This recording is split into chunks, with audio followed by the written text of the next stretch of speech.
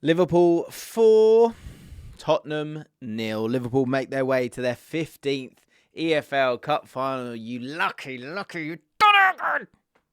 We're going to talk about both teams, of course. Tottenham fans, you've got to be really, really disappointed. I want to talk about the setup that you had here, but I think it was a personnel situation as much as anything. Did Ange make a few mistakes? Maybe it's up for debate. I'd love to get your take on it. There are some players here that I think arrived for the second time actually this season for Liverpool. One player in particular I want to talk about, and who actually might have kind of brought an end to a player on the opposition's side. In terms of the setup, this is what you had. Tottenham playing Kingsley, Danso making his first appearance, thrown straight into it. And I'll be honest, in terms of the positives, I've got two positives, I think, for Tottenham. And one is certainly Danso, because I thought he worked really, really hard. I thought he stood up. He wanted to defend. He blocked like an absolute demon whenever he could.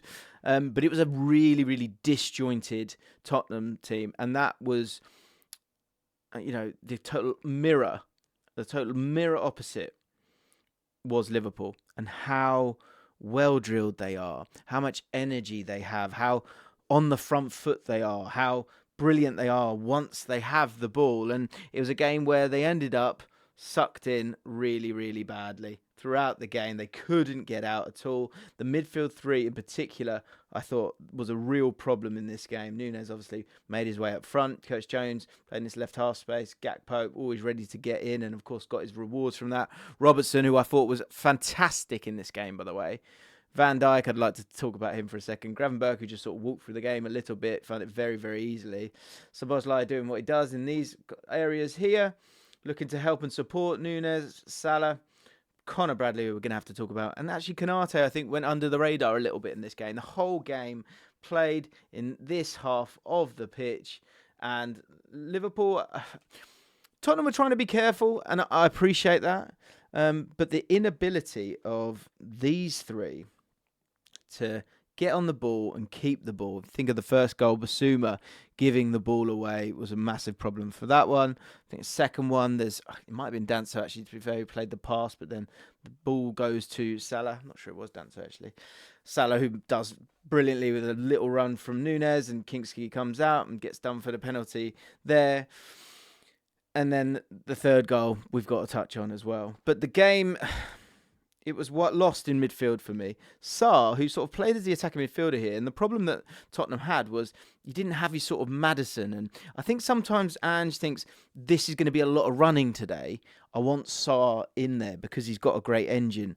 But what he doesn't offer you is quality on the ball. And I thought he really, really struggled in that area. He was looking to stop Gravenberch. But as a three, those three just could not get on the ball. Whenever Kulusevski was getting on the ball, he was out wide. I thought he looked knackered as well.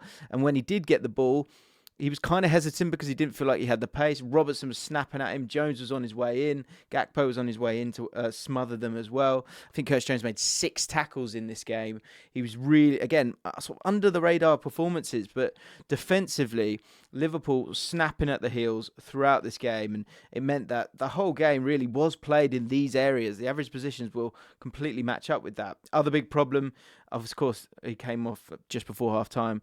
Richarlison sort of didn't stay up there, really. He was trying to help out the team, which I appreciate. That's kind of a ripple effect, great podcast, that comes from Sarr, one, helping out, two, not really being confident enough on the ball when he got it. Would have been a little bit braver to chuck in a Mikey Moore in there, or start with Tell. I don't know, maybe we wouldn't have worked in that area. The other thing I would have liked to have seen actually was Kulusevski in this area, because I don't think he had the pace to get sort of through on this side. He was often going and faking and then coming back. And when he was coming back, he was having to sprint backwards because of how hard they worked. I feel like if you could have kept Richarlison up the pitch a little bit more whilst he was fit, put Kulusevski in this middle area here, he's going to defensively do the work, but he could have got on the ball. Because if you're going to counter-attack, you do need someone to be able to get into these spaces. And what happened as time progressed is Kulusevski's still got sort of stuck out there. Tell came on, Richarlison came off, and he was trying, but they were a little bit spent by this point. And that was just sort of disjointed. And so you had Tell kind of on his own, trying his best on his debut, trying to, and had a bit of zip about him and a bit of confidence about him. And what I will say, last thing before we wax lyrical about how fantastic Liverpool players were. The positives for Tottenham, I think Kingsley's a good player. I think Bergval's a hell of a player. I think Archie Gray stuck to task. Danso stuck to task as well. And I think Tell, you could see, even in what was a disaster of a game, a solid player there for you. Davies never lets you down, but they got exposed a little bit from that point of view. I've got to say, these two, Bentancur and Heung-min Son, fatigue makes cowards of us all is a phrase I really, really love. And he could not live with Conor Bradley and the energy that he showed. And he was able to do absolutely nothing. When he got the ball, he had to play the ball safe because he just had nothing left in his legs. I think in a disjointed team where you've got to play in the counter-attack, he has not got the legs to play on the left-hand side anymore. Has he got it physically to hold up the ball? Can he technically get away with it by playing up top? I think he probably just about can. Just about. But it feels like the beginning of the end for Heung-min Son. Maybe that's a little bit cruel. Let me know in the comments down below. But it just felt like the pace of the game is way too much for him.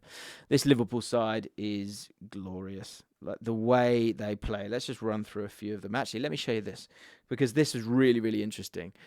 First of all, and it paints a really good picture of the game, I think. First of all, these are the two teams. This is on Who Scored, if you want to go check it out yourself. So let's have a look at shots first and foremost. Look how difficult it was for Tottenham to get up the pitch. They're in blue here. Liverpool, of course, much higher up, as shown by the amount of blocks that Tottenham had to make in the game.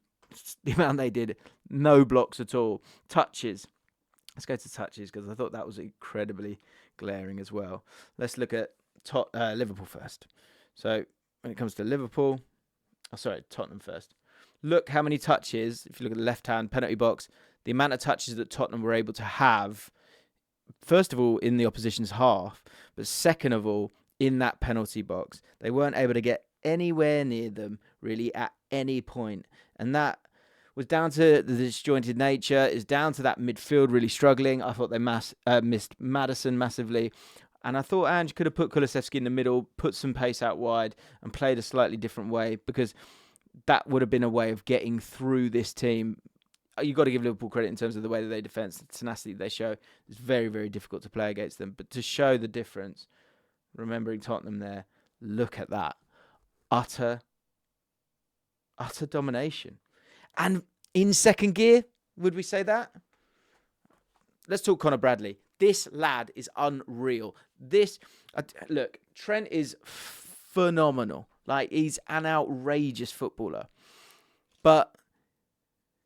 And it's going to be like, it's a killer to lose him if you do have to lose him. But this lad's got to play. He is outstanding. And if we go back to where we were here, this is great. Right, let me show you the runs that he was making, actually. Let's go to the tactics board first, because I can really kind of make it make sense for you. Time and again, and this is where he made Heung-min Son quit. Salah would get the ball. Spence would kind of make his way over here. And then Bradley would just make underlapping run after underlapping run after underlapping run after underlapping run. You get the point. But going this way, I think there was a ball over the top where he's gone with Tell. Tell had a head start. No, not having it. He's like a greyhound, because there's not an ounce of fat on him, but he's got those sharp shoulders. And, the quality on the ball's great as well, but the run inside, time and time and time again, that makes you quit at some point. And even if you pass him on, you're living in a dangerous world there, because that means Spencer's got to deal with two different things here. Or you've got to get that midfielder across. I thought Bentancur was really, really poor in this game. Didn't have any impact at all. And if you're not going to be able to get about and get the ball enough, I think you've got to be able to get on the ball and help the team out. He wasn't able to do that. Again, down to probably this quartet. Let's draw it for you. If we draw around it all, I could have done this much better, but there we go.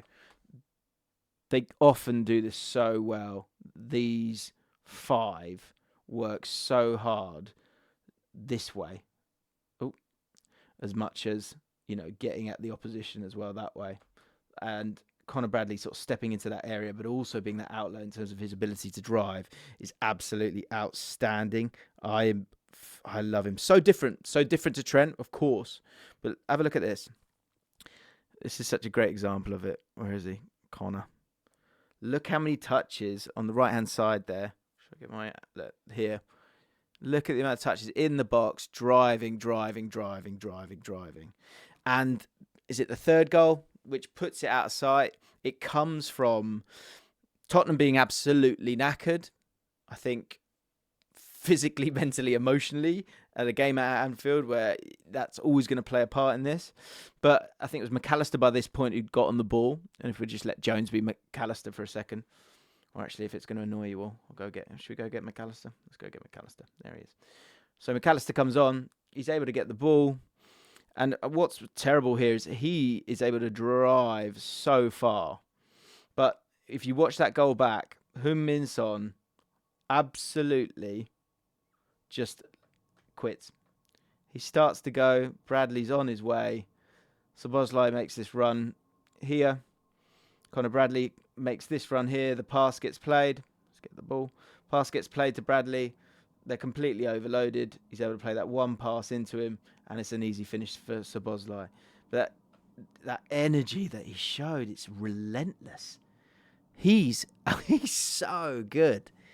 So good. And for to allow, it's a different way of allowing Salah to stay in this area here, which you generally kind of quite like. But again, going this way as well, I think he's awesome as well. Just drove. Really, really enjoyed it. Szoboszlai did what he, knitted it together pretty well. The midfield three just had the whole run of that midfield area, obviously. I did want to touch on Van Dijk. Of course, he scores the fourth goal.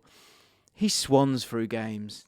He absolutely walks through games. His pass percentage is incredible. I think he generally, most years, has the best aerial duel rate.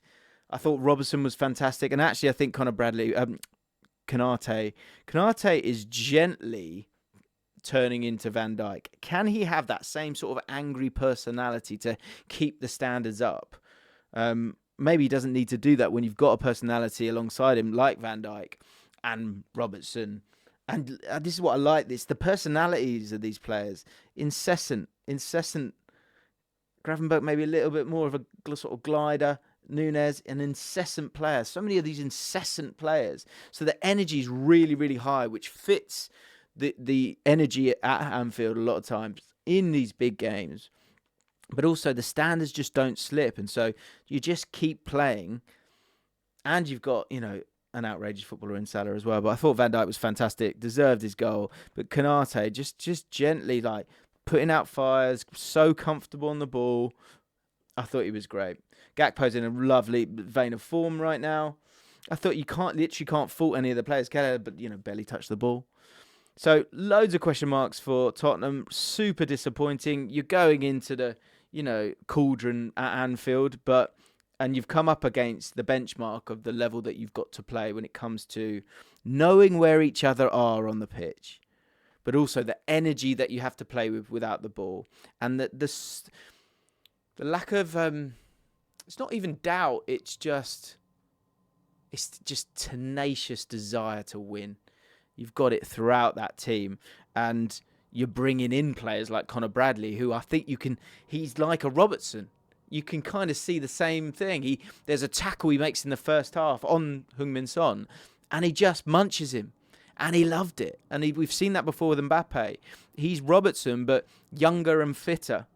And has he got the same technique? I think time will tell with that. But what he's offering with these underlapping runs right now is something just totally different.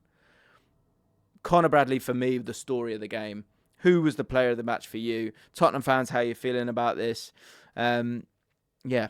And let me know. Subscribe to the channel if you enjoyed this one. Thanks for watching.